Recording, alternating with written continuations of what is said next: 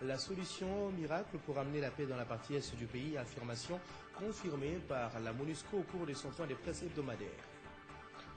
Vers la relance du domaine pastoral de Doumi, le Premier ministre Augustin Matata Pogno-Mapon a dépêché les ministres de l'Industrie et des Finances pour faire l'état des lieux de ce qui doit être fait.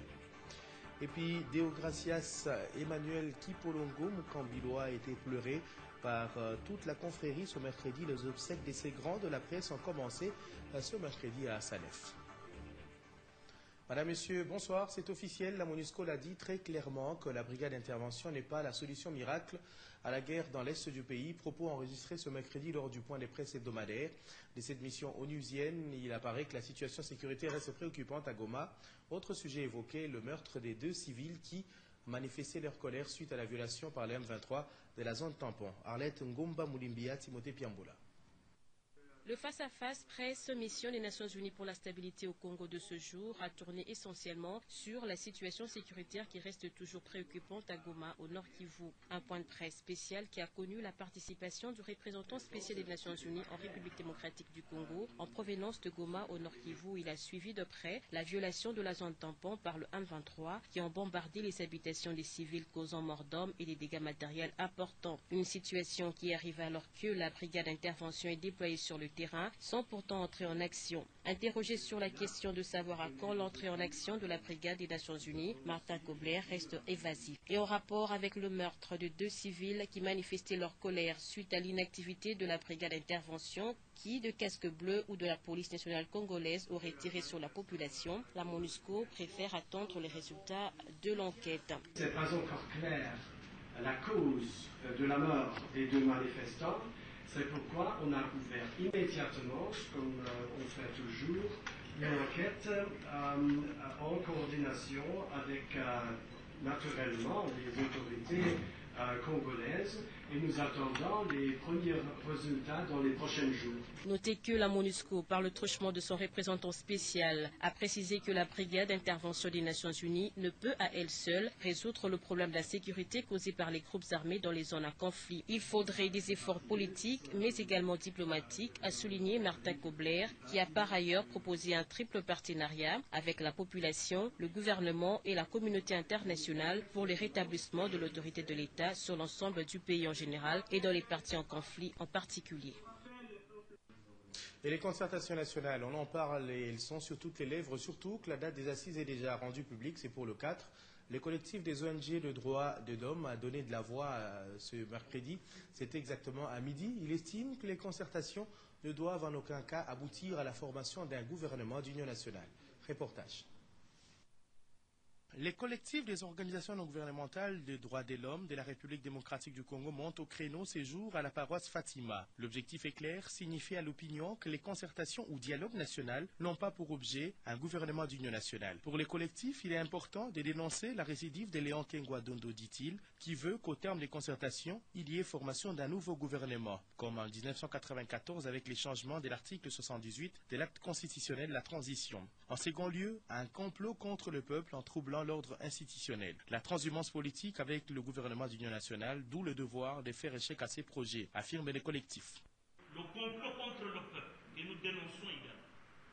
Au terme de l'article 5 de la Constitution, la souveraineté nationale appartient au peuple congolais qui l'exerce directement par voie de référendum ou d'élection et indirectement par ses représentants. Le projet concocté, mijoté, programmé et annoncé par M. Léon Kengwa Dondo, poignarde le peuple dans le dos et participe d'un schéma putschiste pour accéder au pouvoir et l'exercer en violation de la Constitution.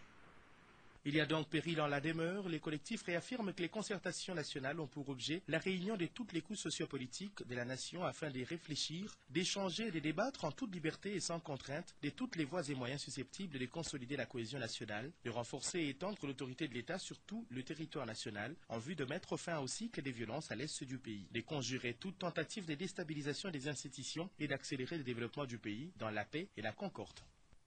Concertation nationale, on en parle aussi à Kananga, au Kassai occidental. Les forces vives de cette province ont exprimé plusieurs doléances contenues dans un document remis au vice-gouverneur du Kassai occidental. Le point avec Espérant Daniel Kamboulou. Pas de repos pour l'honorable Derek Kawinondongo, vice-gouverneur, faisant office du gouverneur en mission. D'abord, dans cet entretien avec la délégation de la société civile du Kasaï occidental, il reçoit un cahier de charges renfermant des recommandations que ses forces vives voudraient voir être considérées aux concertations nationales. Ces documents relèvent des défis spécifiques auxquels le Kasaï occidental fait face. Parmi ces problèmes figurent les conflits de limites, les conflits tribalo-ethniques et la stigmatisation des Kasaïens dans d'autres provinces. L'avocat de la communauté Batois des Pygmées, située entre les territoires de Mweka et d'Imbelenge, vient solliciter du vice-gouverneur la création d'une entité territoriale décentralisée en vue d'assurer l'autonomie de ces peuples autochtones victimes de discrimination des autres communautés. Selon Maître Mwanza Katumba, le gouvernement doit songer à la construction des hôpitaux, écoles et autres infrastructures dans la forêt équatoriale où vivent les Pygmées. D'autres visiteurs de marche chez Kawino sont du programme de la redevabilité du secteur sécuritaire et réforme de la police. On a construit pas mal de bâtiments, on a investi beaucoup de matériel et déployé beaucoup de matériel au niveau de la PNC. On a formé environ 600 policiers jusqu'à présent et on continuera à faire la même chose, c'est-à-dire à améliorer la disponibilité des autorités administratives qui seront à l'écoute des souhaits, des besoins des citoyens. La satisfaction est totale de part et d'autre. Vous le savez, l'ancien président sud-africain Thabo Mbeki est désormais à la tête du panel africain de lutte contre le blanchiment des capitaux.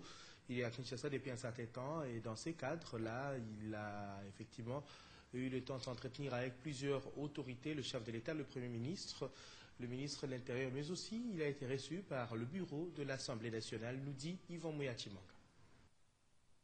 C'est une figure bien connue de l'histoire récente du dialogue intercongolais. Mais l'ancien président sud-africain, reçu par le bureau de l'Assemblée nationale, après le chef de l'État Joseph Kabila, a revêtu une autre casquette. Thabo Mbeki est en République démocratique du Congo dans le cadre du panel de l'Union africaine de lutte contre le blanchiment des capitaux. So we are visiting a number of African countries to study this question. Et nous avons visité un certain nombre de pays africains pour étudier ces questions. We've met the president, we've met the... rencontré le président, les membres du gouvernement, les institutions de l'État, les secteurs privés, ainsi que la société civile. But it was important that we should meet the honorable president of the National Assembly. Mais c'était très important pour nous de pouvoir rencontrer le président de l'Assemblée nationale. To indicate to the president that effectivement, les recommandations auxquelles nous allons aboutir, pour nous, devront être aussi sous forme de législation. Et cela a été vraiment important qu'on rencontre la personne qui est chargée vraiment de cette matière-là, donc l'honorable président de l'Assemblée nationale. Very important. C'est pour dire que nos parlements africains sont très importants. In terms of the fight against this illicit export of capital. En termes de ce mouvement illicite de capitaux. Parrain du dialogue de Sun City, Thabo Mbeki est tout de même en République démocratique du Congo au moment où s'ouvrent les concertations nationales. Inimaginable que l'ancien président sud-africain ne puisse pas s'intéresser à ce rendez-vous important pour la RDC. Au ministère des Finances, beaucoup d'efforts continuent d'être fournis pour atteindre les prévisions budgétaires déjà pour ce mois d'août. Des 180 à des 190 milliards de francs congolais sont attendus, hormis la taxe sur la valeur ajoutée TVA. Information livrée ce mercredi à l'issue de la 33e réunion des régies financières. Rita Bitota-Chikai. À quelques jours de la clôture du mois d'août, les prévisions attendues hors TVA varient entre 280 et 290 milliards de francs congolais et de 340 à 350 milliards de francs congolais, y compris la taxe sur la valeur ajoutée. Par rapport au mois de juillet, des efforts sont fournis par chacune des 3 régies financières pour atteindre les prévisions budgétaires, outre les difficultés rencontrées à atteindre la mission assignée au début de l'année, celle de dédoublement de recettes de 2013 par rapport à 2012. Dans un un autre chapitre, le ministre Patrice Kitebi a échangé avec le chargé d'affaires de l'ambassade des États-Unis d'Amérique en République démocratique du Congo, Eric Madison. Les deux personnalités ont tablé sur la possibilité d'adhérer au programme d'investissements américains. Très intéressé aux explications données par Eric Madison, le ministre délégué en charge des Finances a profité de cette occasion pour présenter à son hôte le plan d'action pour promouvoir le potentiel commercial et économique de la RDC. Signalant que Eric Madison assume l'intérim de l'ambassadeur des États-Unis d'Amérique en RDC après le départ de l'ancien diplomate américain James Entwistle.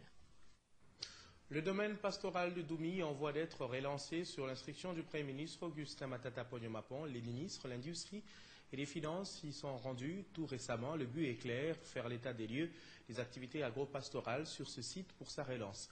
Rita Bitotachikai.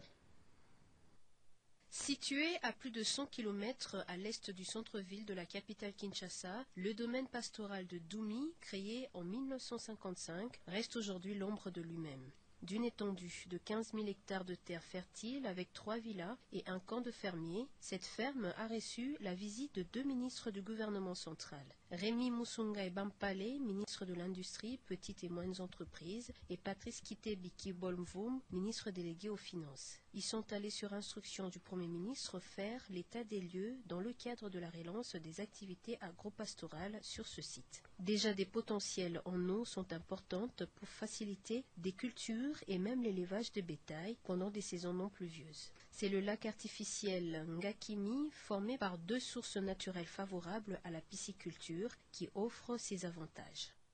Après une séance avec le chef coutumier de Doumi, gardien de la ferme 25 ans durant, il a été noté la grande satisfaction de cette autorité traditionnelle qui attend de tous ses vœux l'intervention du gouvernement pour la relance du domaine pastoral de Doumi. Selon le personnel trouvé sur place, cette ferme offrait dans le temps le meilleur d'elle-même avec plus ou moins 3500 têtes de bœufs, 3000 têtes de porc, des milliers de tonnes de maïs, du manioc, des haricots, ainsi que des tomates, de quoi nourrir les familles de Kinshasa et ses environs.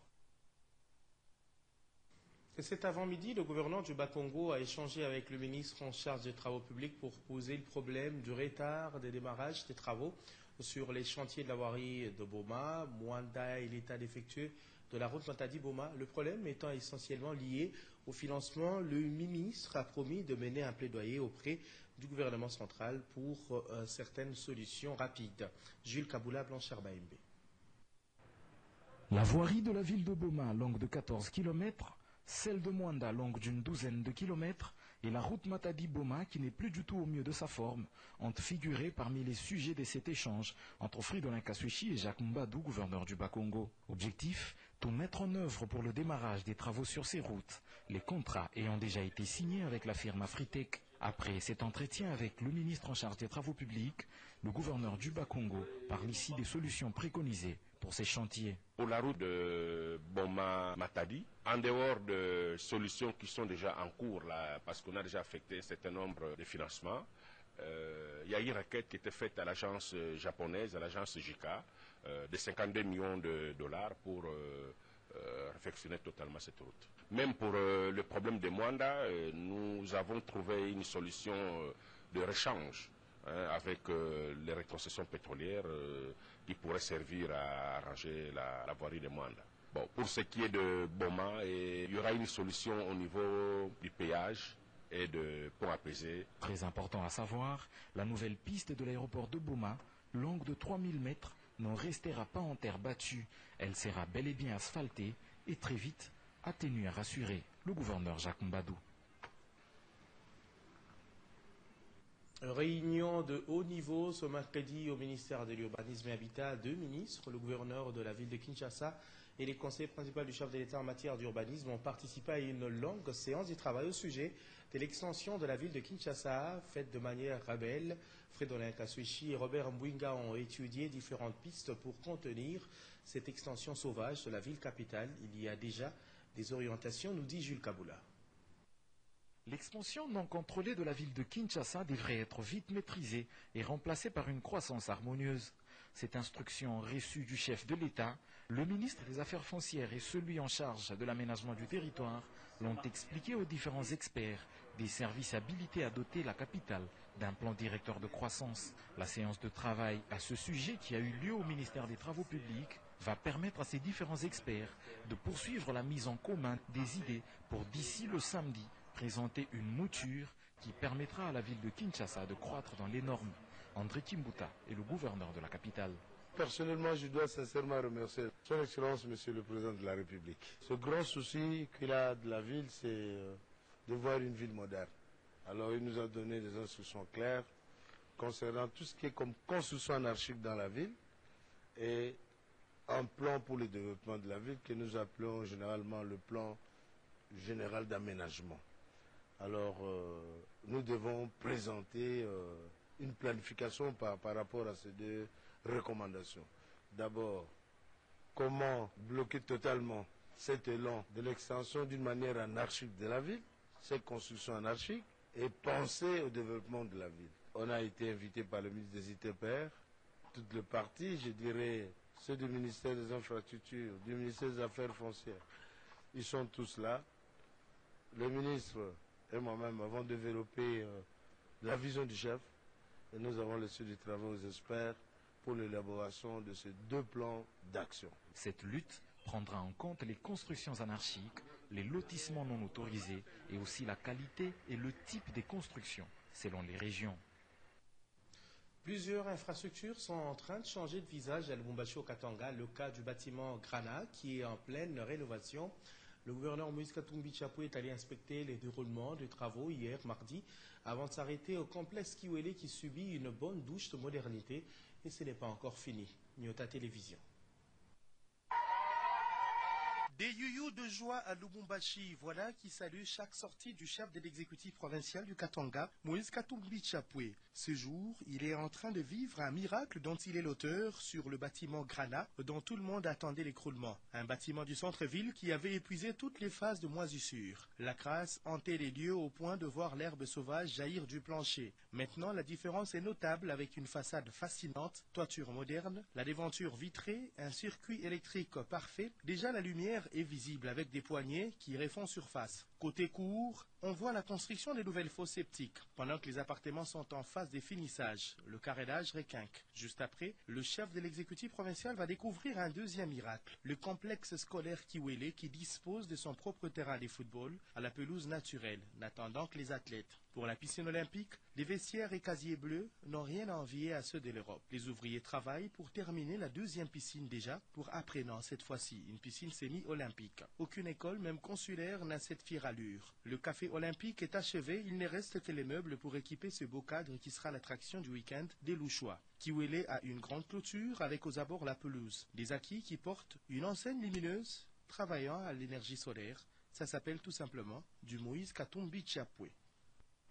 Bonne nouvelle pour les usagers du tronçon Kisangani-Nyanya sur la route nationale numéro 4. Bien évidemment, nous sommes dans la province orientale. Leur cri d'alarme vient d'avoir un écho favorable. Pour appuyer les efforts du chef de l'État, le gouvernement de Jean-Baba Nissa a dépêché une entreprise chinoise en vue d'exécuter les travaux de dégagement de grands bourbiers.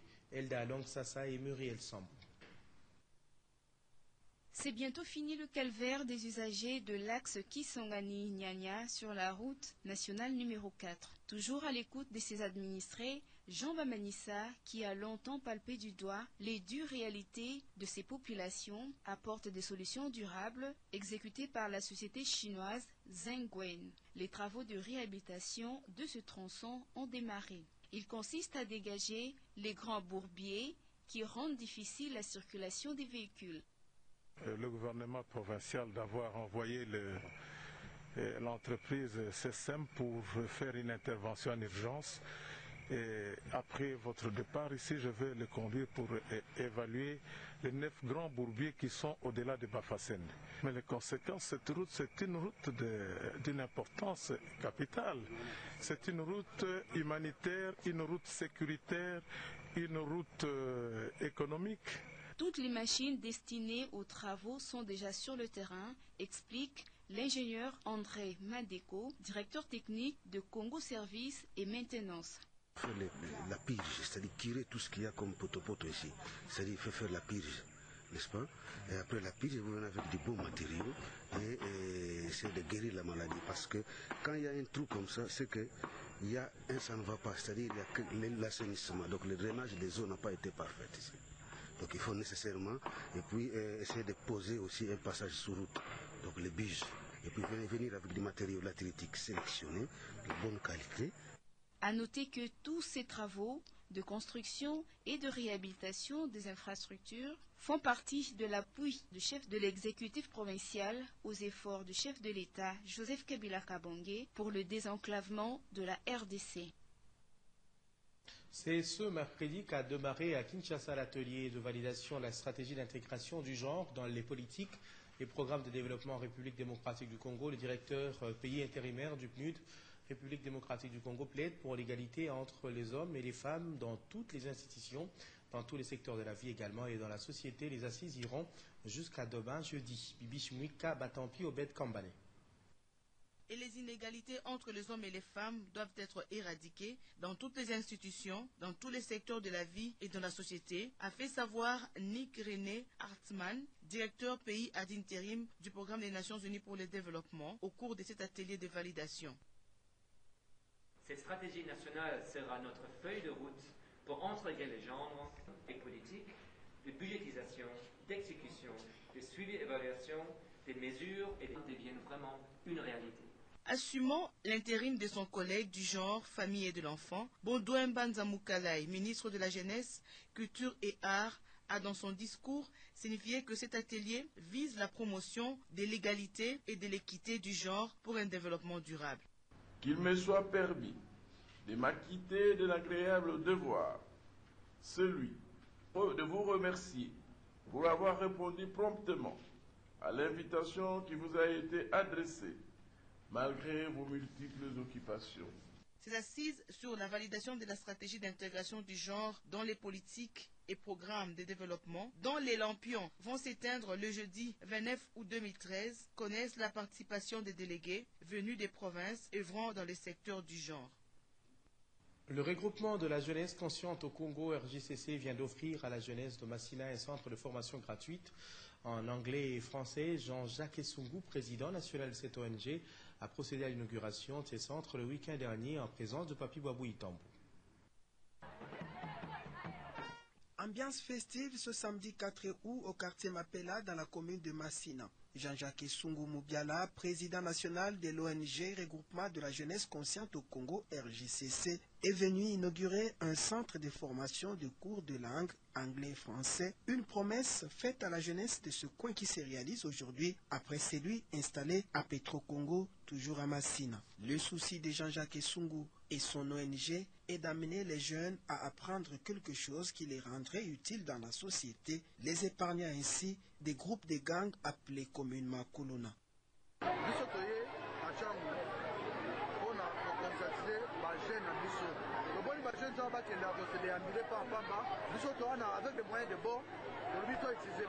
Actualité oblige, la tenue prochaine des concertations nationales s'est invitée dans le débat. Le président national de l'ONG RJCC a sensibilisé les jeunes à soutenir ce forum national initié par le président de la République, Joseph Kabila. Il a aussi rappelé au présidium de ne pas oublier la jeunesse dans ce forum. Pour la consultation nationale, la consultation, conseil dans la chaîne, il va soutenir d'abord Makassi pour un résultat meilleur ou un avenir meilleur. Jean-Jacques Essungu Moubiala s'est fait accompagner de son comité directeur, Patrick Piei et Alain Kitega, un nouveau membre du RJCC. Le ministre du Genre, de la Famille et de l'Enfant, Geneviève Inagozi Kassongo, a animé hier à Goma une conférence à l'Unigom, l'Université de Goma, sur la situation sécuritaire dans l'Est du pays. C'était en présence de plusieurs étudiants de la ville, occasion pour elle de réaffirmer la détermination du gouvernement de rétablir la paix dans cette partie de la République démocratique du Congo. Notre correspondante, Hortense Tabakuta Mouliza. La paix, rien que la paix, c'est la grande préoccupation des étudiants adressés à la délégation ministérielle en mission dans le Nord Kivu. Au cours d'une conférence débat animée par Madame la ministre du Genre, Famille et Enfants, les étudiants ont émis le vœu de voir le rétablissement de l'autorité de l'État dans cette partie du pays longtemps meurtrie par la guerre. Nous demandons au gouvernement central de mettre en place un cadre permanent de création d'emplois pour les étudiants finalistes en vue de lutter contre le chômage qui est à la base de la prolifération des groupes armés dans la province et l'enrôlement des jeunes dans des rébellions. En réaction, Madame la ministre en charge du genre, famille et enfants a apaisé les soucis de ses interlocuteurs. Geneviève Inagossi précise que le gouvernement ne cesse de ménager aucun effort pour le rétablissement de la paix. Installé à Bujumbura, au Burundi, le prophète congolais Joël Francis Tatou fait parler de lui dans la capitale burundaise et même dans tout le pays. Il dirige une grande église qui accueille des milliers de Burundais. Parmi ses fidèles, tenez-le bien, le président du Burundi, Pierre Nkurunziza, que notre envoyé spécial Claude de Pérodouara a surpris en pleine adoration à l'église. Suivez. C'est ici, à Bujumbura, que le prophète RD congolais Joël Francis Tatou a posé ses valises évangéliques. En quelques mois, l'homme a réussi à imposer ses marques, son nom et la puissance des dieux qui accompagnent ses prédications résonnent dans toute la capitale burundaise.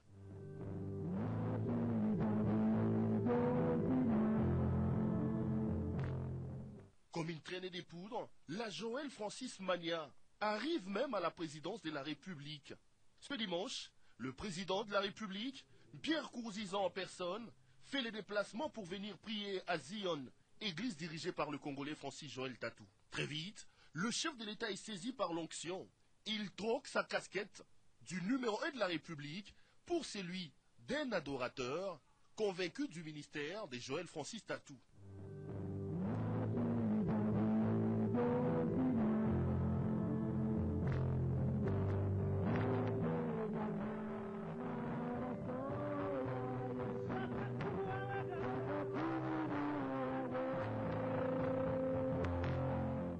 Adoré à Bujumbura, le prophète Joël Francis était pourtant vilipendé dans les milieux des églises des réveils à Kinshasa. Victime des folles rumeurs et jeté en pâture, il préfère tourner la page. J'ai tiré beaucoup de leçons pendant cette période.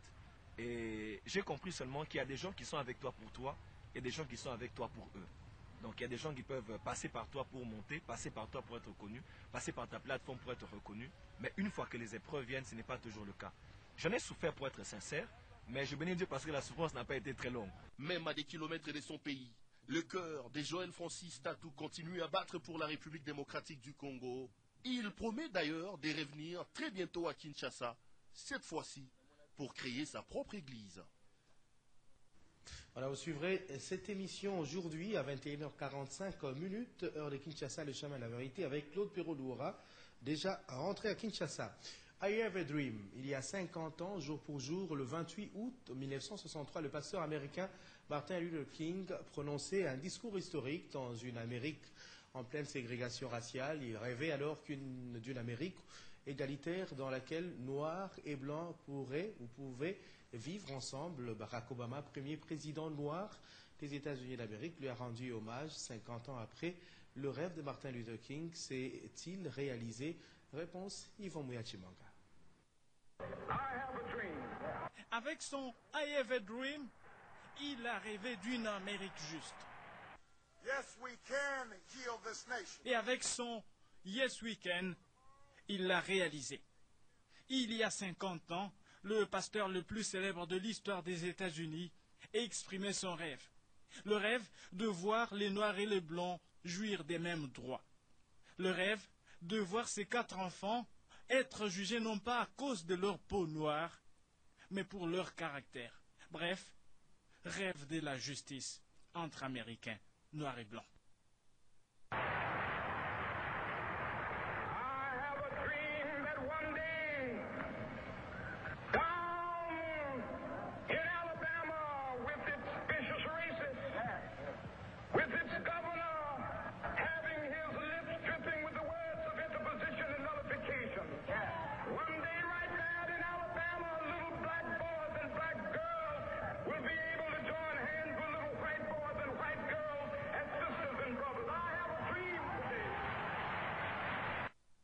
Oui, nous le pouvons. Pouvait en tout cas répondre à ce cri d'alarme un certain Barack Obama qui n'était alors âgé que de 1 an. En 2008, candidat à la présidentielle, Le rêve de Martin Luther King s'accomplit. Pour la première fois de son histoire, l'Amérique choisit à la maison un homme de couleur.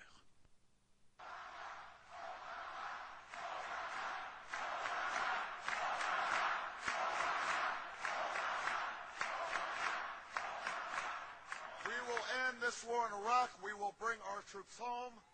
We will finish the job. We will finish the job against Al-Qaeda in Afghanistan. We will care for our veterans. We will restore our moral standing in the world. And we will never use 9/11 as a way to... Barack Obama portait un triomphe. Mais 50 ans après, le rêve de Martin Luther King s'est-il totalement accompli? Pas sûr.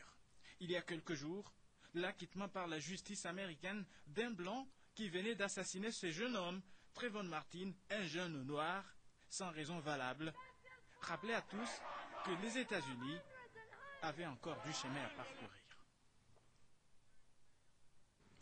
Décédé le samedi dernier, c'est demain jeudi 29 août que Deogracias Emmanuel Kipolongo Mukambilwa sera porté en terre. La veillée mortuaire s'organise présentement à Assanef de Lingouana après la levée du corps intervenue dans la matinée. John Zati, Muriel Sambo. C'est une autre étoile de la presse congolaise qui s'en va. La grande famille communicationnelle de la République démocratique du Congo procède ce jour à la levée du corps de Deogracias Emmanuel Kipolongo Mukambilwa. Différentes autorités de la RDC, avec à leur tête le ministre du Travail Bahati Lukwebo, ont également effectué les déplacements de la morgue de la clinique Ngalima. Le cortège funèbre prend la direction du siège national du Parti du Peuple pour la Reconstruction et la Démocratie pour les hommages du PPRD à leurs camarades loyaux collaborateurs du chef de l'État Joseph Kabila Kabonge. Brève escale ensuite à la radio-télévision nationale congolaise où l'illustre disparu a occupé les hautes fonctions d'administrateur délégué général depuis le 13 mars 2003 jusqu'à sa crise. La dépouille mortelle de Kipolongo Mukambilwa est exposée à l'Assanef, à Lingouala, où s'organise la veillée mortuaire. Ses amis gardent beaucoup de bons souvenirs. Deogracias Emmanuel Kipolongo Mukambilwa sera inhumé demain jeudi dans l'après-midi au cimetière de Mbetse Kefuti. Que son âme repose en paix. Kipolongo Mukambilwa s'en va alors qu'il devait totaliser 59 ans le 31 octobre prochain de l'Institut facultaire des sciences de l'information et de la communication à l'Oristi, où il a fait ses études à la radio-télévision nationale congolaise RTNC, où il a évolué avec beaucoup de mérite jusqu'à la présidence de la République comme chargé de l'audiovisuel. Ses collègues gardent beaucoup de bons souvenirs de l'illustre disparu. Propos recueillis par John Zati. J'ai eu à être sous la direction de Kipolongo Mukambilwa, doublement d'ailleurs, comme chef démon de l'édition du journal du matin que je présentais avec lui. Je pense que je l'ai accompagné dans ce journal Parler du matin pendant plus de 3 ans, avec un autre confrère Kembwana. Je pense que le matin, au niveau de l'OZRT à l'époque, ça vibrait le matin, le journal de 6 heures, avec la voix de Kipolongo. Et si cette voix manquait un matin, c'était des coups de fil qui tombaient au niveau de la rédaction. Qu'est-ce qui est arrivé à ces garçons? Pourquoi on ne l'a pas suivi? Kipolongo a donné à la RTNC le long qui lui manquait, la dimension qui lui manquait, la télévision d'État. Et je pense que lorsque Kipolongo a pris les rênes de la RTNC, on a senti que la RTNC devenait la télévision nationale congolaise. Nous commençons, si je peux dire, avec Kipolongo et Kaboul que vous voyez ici. Vous voyez? Alors, ce qui m'a étonné chez lui, c'est que tout de suite, il s'est imposé comme un bon journaliste. Et il était, je crois, il était très très bon en ce qui concerne le reportage, la présentation du journal. C'était, je vous dis, toute proportion gardée, c'était l'un des meilleurs, vraiment, à la radio qui à la télévision est connu. C'est dur hein, de perdre un ami. Kipolongo était un pote. C'était un ami, un frère. Comme on dit, on a gardé les cochons ensemble. Kipolongo m'avait marqué par son intelligence pratique. Il n'était pas théoricien. C'était un journaliste né. Donc, quand Kipolongo devrait faire quelque chose, vous y trouvez toujours du sérieux, les fonds et la forme sur le plan journalistique. Sur le plan humain, Kipolongo savait partager, il savait encadrer la jeunesse. Donc il ne partageait pas seulement la nourriture ou l'argent, il partageait aussi son intelligence avec la jeunesse parce que c'était un bon encadreur. Et puis, laissez-moi vous lire ces communiqués nécrologiques sous mes yeux. La famille de l'ambassadeur André Kapanga, directeur général de la société minière Tenke Fungurume Mining à Kinshasa, le capitaine Raymond Kayembe Kabeya de la police nationale et M. Cyprien Mwamba de la direction générale de migration ont le profond regret de vous annoncer la mort de leur cher et illustre père Julien Kayembe Kapanga, décédé le samedi 24 août 2013 à la clinique Galema à Kinshasa. La levée du corps aura lieu ce vendredi 30 août 2013 à 11h à la morgue de la clinique Ngaliema et le corps sera exposé dans la grande salle Assanef située au croisement des avenues Kalembelembe 24 novembre dans la commune de Lingwala. L'enterrement aura lieu le samedi 31 août 2013 au cimetière nécropole entre terre et ciel dans la commune de Lansele à 12h30. Ces communiqués tient lieu de faire part, signé pour la famille de l'ambassadeur André Kapanga, Jean Chinkuku. Voilà, c'est la fin de cette édition d'actualité. Merci de l'avoir suivi. Les prochains rendez-vous tout à l'heure à 23h avec Ludwig Mafuta Kalumba. Je vous retrouve demain à la même heure, 19h30 heure de Kinshasa. Au revoir.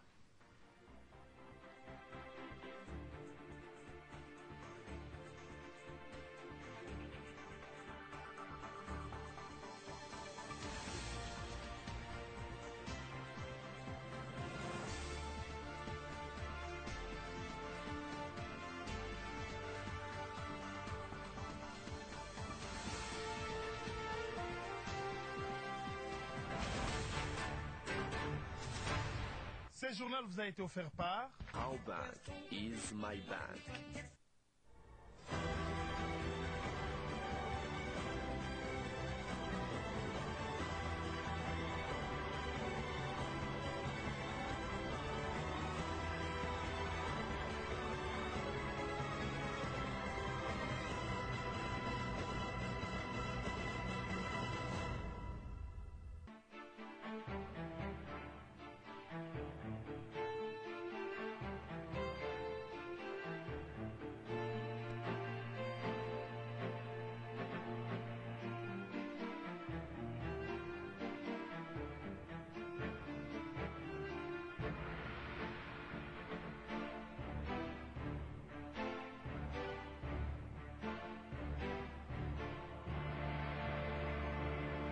Mesdames, Messieurs, merci de nous rejoindre sur Digital Congo pour cette revue de presse. Un seul sujet est relayé ce mercredi par la quasi-totalité des journaux. Il s'agit de la tenue des concertations nationales dont la date a été révélée ce mardi. 4 septembre 2013, les concertations nationales démarrent, indique l'avenir à Saï. À l'issue de la rencontre hier au Palais du Peuple entre le président de la République, Joseph Kabila, et le présidium des concertations nationales sous la houlette de Léon Kengo et Obaminako, la date du 4 septembre prochain a été retenue pour le démarrage de ces assises de tous les enjeux. La prospérité, pour sa part, écrit « Adieu la spéculation. Concertation, rendez-vous confirmé pour le 4 septembre ». Dans ces colonnes, le journal poursuit que cette annonce a été faite après qu'ils ont signé devant les membres du groupe de contact le règlement intérieur réajusté de ce forum. C'est donc après plusieurs retouches visant à accorder les violons sur le quota des participants et d'autres sujets que les 686 concertateurs vont enfin se mettre autour d'une table pour discuter de la crise politique en République démocratique du Congo. À ce grand rendez-vous, il faut donc compter sur la participation de la majorité présidentielle, de l'opposition politique, de la société civile ainsi que d'autres personnalités invitées à ces assises. La même information est relayée par l'Observateur qui indique qu'à travers l'annonce de la date, toutes les conditions semblent être réunies pour l'organisation de ces assises, notamment en ce qui concerne les lieux de la tenue des assises ainsi que sur le plan budgétaire. Concernant le premier point, l'on signale que 3 différents sites ont été retenus pour accueillir près de 700 délégués.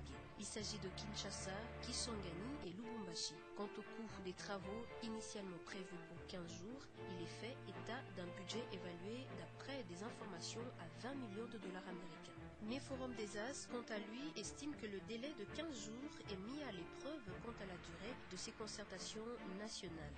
Bon nombre d'observateurs avertis s'interrogent sur le temps que prendront ces assises nationales, car l'histoire politique de la RDC renseigne qu'à chaque fois que les acteurs politiques se sont retrouvés au sein d'un forum politique, le temps n'a jamais fait partie de leurs priorités. Bien souvent, l'on passe trop de temps autour des préalables ou des querelles byzantines pour ne se concentrer sur l'essentiel qu'en dernière minute. Pour Africa News, maintenant que la date du début des concertations est connue, la succession à Matata Pognon est ouverte. Le Premier ministre retient son souffle. Son sort est désormais scellé au déroulement et à l'issue des concertations nationales convoquées le 4 septembre prochain, appelées entre autres à se prononcer sur son bilan, du reste défendable. De leur côté, Léon Kengo, François Mwamba et Thomas Louaka seraient dans les starting blocks. Congo Nouveau, lui, ne voit pas les choses sous cet angle et pense que la position de Matata n'est pas remise en question. L'on a appris que Léon Kengo Adondo, l'un des membres du Présidium, par ailleurs contesté au sein de l'opposition, pose problème. Ce dernier avait fait une déclaration fracassante lors d'une consultation politique avec une frange de l'opposition, faisant état de la mise sur pied d'un gouvernement d'union nationale issu des concertations nationales. En effet, les participants, notamment ceux de l'opposition et de la société civile, voire même certains de la majorité présidentielle, n'ont pas souscrit à cette thèse malencontreuse et fastidieuse. C'est dire que l'architecture gouvernementale en place n'est pas ciblée par le chef de l'État, Joseph Kabila. Fin de cette revue de presse, mesdames, messieurs, merci de l'avoir suivi et à très bientôt.